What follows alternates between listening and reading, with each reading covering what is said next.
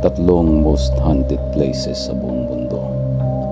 Number 1, the Tower of London, England.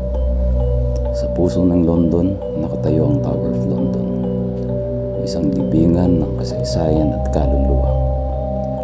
Dito pinugutan ng ulo si Anne Boleyn. At sabi nila, madalas pa rin siyang makitang naglalakad sa gabi, bit-bit ang sarili ng ulo. Ang mga bantay, nakakarinig daw ng iyak, mga yabag sa lumang pasilyo. Isang palasyo noon, ngayon, isang tore ng mga multo. Number 2, the Stanley Hotel, USA. Ang Stanley Hotel sa Colorado ang naging inspirasyon ni Stephen King para sa The Shining.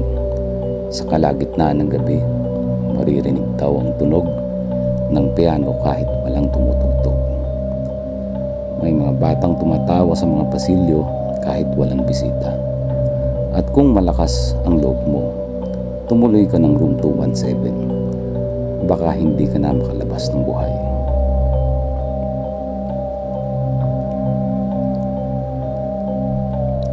Number 3, Aokigahara Forest, Japan. Sa paanan ng Mount Fuji, naroon ang forest na to. Tinatawag na Suicide Forest.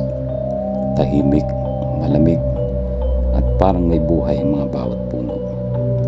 Sinasabing may mga kaluluwang naglalagalag. Hinahanap ang katahimikan na di nila nahanap sa mundo.